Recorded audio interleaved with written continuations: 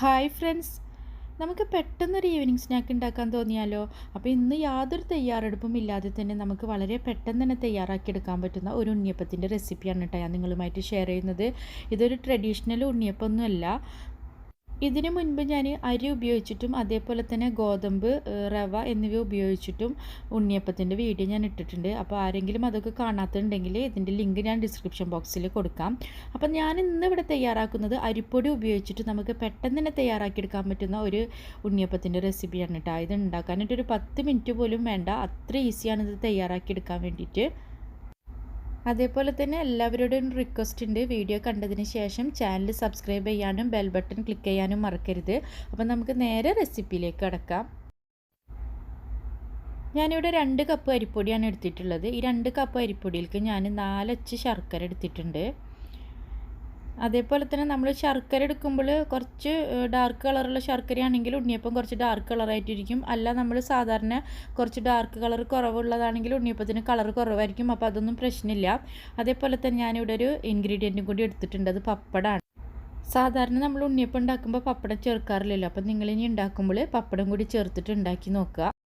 ഞാനിവിടെ ഒരു 3 പപ്പടമാണ് കേട്ടോ എടുത്തിട്ടുള്ളത്. പിന്നെ നമുക്ക് 1 ടീസ്പൂണ് എള്ള് വേണം, 1/2 ടീസ്പൂണ് ഏലക്കപ്പൊടി വേണം. ഏലക്ക പൊടി ഇല്ലെങ്കിൽ നമ്മൾക്ക് മുഴുവൻ ഏലക്ക വേണമെങ്കിൽ എടുക്കാം. അതേപോലെ തന്നെ ഉപ്പ് ഒരു 1/4 ടീസ്പൂണിനേക്കാളും കുറഞ്ഞ അളവിൽ എടുത്തിട്ടുണ്ട്. പിന്നെ 3 ചെറുപഴം എടുത്തിട്ടുണ്ട്. ഏത് ചെറുപഴം വേണമെങ്കിലും നമുക്ക് എടുക്കാം കേട്ടോ, ഇന്ന തന്നെ വേണമെന്നില്ല. ഇനി ചെറുപഴം ഇല്ലെങ്കിൽ നമുക്ക് റോബസ്റ്റ് പഴം എടുക്കാം, പ്രശ്നമില്ല. റോബസ്റ്റ് പഴമാണെങ്കിൽ ഒരെണ്ണം എടുത്താൽ മതി. പിന്നെ ഒരു പിടി മുന്തിരിയും പിന്നെ കുറച്ച് കാഷ്യൂനട്ട് എടുത്തിട്ടുണ്ട്. അപ്പോൾ കാഷ്യൂനട്ട് എടുക്കുമ്പോൾ വളരെ ചെറിയ പീസാക്കിയിട്ട് മുറിച്ചിട്ട് എടുക്കണം. അതേപോലെ തന്നെ നാളികേരം ചെറിയ പീസാക്കി മുറിച്ചിട്ട് അതും കുറച്ച് വെച്ചിട്ടുണ്ട്. 2 കപ്പ് അരിപ്പൊടിയിലേക്ക് നമുക്ക് തേങ്ങാക്കൊത്തൊക്കെ ഒരു 2 ടേബിൾ സ്പൂൺ അളവിൽ മാത്രം മതിയിട്ട്. അതേപോലെ തന്നെ കാഷ്യൂനട്ടും ഒരു 10 കാഷ്യൂനട്ടൊക്കെ മതി. അത് നമുക്ക് ചെറിയ ചെറിയ പീസാക്കിയിട്ട് മുറിച്ചിട്ട് ഇട്ട് കൊടുക്കുക. അതേപോലെ തന്നെ മുന്തിരിയും കുറഞ്ഞ അളവിൽ തന്നെ മതി. അപ്പോൾ 2 കപ്പ് അരിപ്പൊടി ആകുമ്പോൾ നമുക്കെല്ലാം കുറഞ്ഞ അളവിൽ മതി. ഇനി നമുക്ക് ഈ കാഷ്യൂനട്ടും അതേപോലെ തന്നെ തേങ്ങാക്കൊത്ത് മുന്തിരിയൊക്കെ ഒന്ന് വറുത്തെടുക്കണം. അതേപോലെ തന്നെ നമുക്ക് ശർക്കര ഒന്ന് ഉരുക്കിയെടുക്കണം. അപ്പോൾ ശർക്കര ഉരുക്കാൻ വേണ്ടിയിട്ട് ഞാനിവിടെ 1 കപ്പ് വെള്ളം ഒഴിച്ചിട്ടുണ്ട്. 1 കപ്പ് വെള്ളത്തിലേക്കാണ് നമ്മൾ ശർക്കര ഉരുക്കിയെടുക്കുന്നത് കേട്ടോ. ഇനി നമ്മൾ മറ്റൊരു പാനിൽ സെയിം സമയത്ത് തന്നെ ശർക്കര ഉരുക്കാൻ വെച്ചേക്കുന്ന സമയത്ത് തന്നെ ഞാനിപ്പോൾ മറ്റൊരു പാനിൽ 1 ടേബിൾ സ്പൂൺ നെയ്യ് ഒഴിച്ചിട്ട് ഇതിലേക്ക് ആദ്യം തേങ്ങാക്കൊത്ത് ഇട്ട് കൊടുക്കുകയാണ്. ഈ തേങ്ങാക്കൊത്ത് ഒന്ന് മൂത്ത് വരുന്ന സമയത്ത് തന്നെ ഇതിലേക്ക് അണ്ടിപ്പരിപ്പ് മുന്തിരി ഇട്ട് കൊടുക്കുകയാണ്. അപ്പോൾ ആദ്യം അണ്ടിപ്പരിപ്പ് ഇട്ട് കൊടുക്കുകയാണ്. തേങ്ങാക്കൊത്ത് മൂത്തതിന് ശേഷം നമ്മളിപ്പോൾ കോരിയെടുക്കാണ്ട് തന്നെ അണ്ടിപ്പരിപ്പ് ഇട്ട് കൊടുക്കുകയാണ്. അണ്ടിപ്പരിപ്പും ഒന്ന് റെഡിയായി വരുന്ന സമയത്ത് നമുക്ക് ഇവിടെ മുന്തിരി ഇട്ട് കൊടുക്കാം. അപ്പോൾ കാഷ്യൂനട്ട് നമുക്ക് ശരിയായി വന്നതിന് ശേഷം മാത്രം മുന്തിരി ഇട്ട് കൊടുത്താൽ മതി. മുന്തിരി പെട്ടെന്ന് കരിഞ്ഞു പോകും. അതുകൊണ്ടാണ് മുന്തിരി ആദ്യം നമ്മൾ അണ്ടിപ്പരിപ്പിൻ്റെ കൂടെ ഇട്ട് കൊടുക്കാത്തത്. അപ്പോൾ മുന്തിരി ഇട്ട് കൊടുത്ത വശം തന്നെ നമുക്ക് പാൻ സ്റ്റവിൽ നിന്ന് മാറ്റി വെക്കാം, അല്ലെങ്കിൽ ഇത് പെട്ടെന്ന് കരിഞ്ഞു പോകും. അപ്പോൾ നമ്മുടെ ശർക്കര നീരും ഇവിടെ ശരിയായിട്ടുണ്ട്. ഇനി നമ്മൾ ശർക്കര അരിച്ചിട്ട് നമ്മൾ അരിപ്പ് വെച്ചിട്ട് നേരെ അരിച്ചിട്ട് നമുക്ക് മിക്സിയുടെ ജാറിലേക്ക് ഒഴിച്ചു കൊടുക്കാം. ചൂടോട് കൂടി തന്നെയാണ് ഞാനിപ്പോൾ ഇവിടെ മിക്സിയുടെ ജാറിലേക്ക് ഒഴിച്ചു കൊടുക്കുന്നത് കേട്ടോ. കാരണം ഇത് ഗ്ലാസിൻ്റെ ജാറായതുകൊണ്ട് തന്നെ ചൂടോട് കൂടി ഒഴിച്ചു കൊടുത്താലും അത്ര പ്രശ്നമൊന്നുമില്ല. അതിനുശേഷം നമുക്ക് ഈ 3 പപ്പടം കൂടി ഒന്ന് ചെറിയ പീസാക്കിയിട്ട് നമുക്ക് ഇട്ട് കൊടുക്കുക. ചെറിയ പീസാക്കി ഇട്ട് കൊടുക്കുന്നത് പെട്ടെന്നൊന്ന് അടിയുമ്പോൾ നമുക്ക് കഷ്ണങ്ങളായിട്ട് എടുക്കാതിരിക്കാനാണ്. പിന്നെ നമ്മളുടെ ഈ ചെറുപഴം കൂടി നമുക്ക് ഇതിലേക്ക് ചേർത്ത് കൊടുക്കുക. ചെറുപഴം ചേർത്ത് കൊടുക്കുമ്പോൾ നമ്മൾ ചെറുപഴമാണെങ്കിലും റോബസ്റ്റ് ആണെങ്കിലും നല്ലപോലെ പഴുത്ത പഴം എടുക്കാനായിട്ട് ശ്രദ്ധിക്കുക. പഴം ഏതായാലും പ്രശ്നമൊന്നുമില്ല കേട്ടോ, പഴുത്തത് വേണമെന്ന് മാത്രമുള്ളൂ. നല്ലപോലെ പഴുത്ത പഴം എടുക്കാനായിട്ട് മാത്രം ശ്രദ്ധിക്കുക. ഇനി നമ്മുടെ ഏലക്കപ്പൊടി ഇട്ട് കൊടുക്കുക.